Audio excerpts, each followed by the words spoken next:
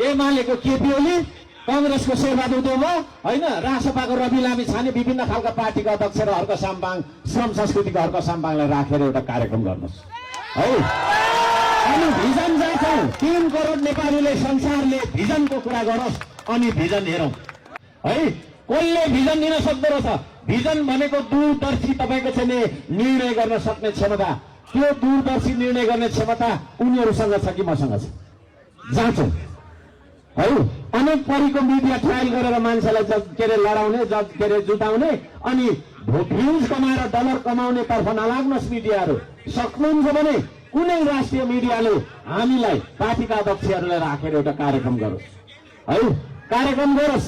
सम्पूर्ण नेपालीलाई थाहा हुनु जरुरी छ भिजन भनेको के हो भन्ने कुरा, भिजन भनेको कुरा के हो भन्ने कुरा सम्पूर्ण नेपालीलाई थाहा हुनु जरुरी छ, थाहा दिन जरुरी छ है।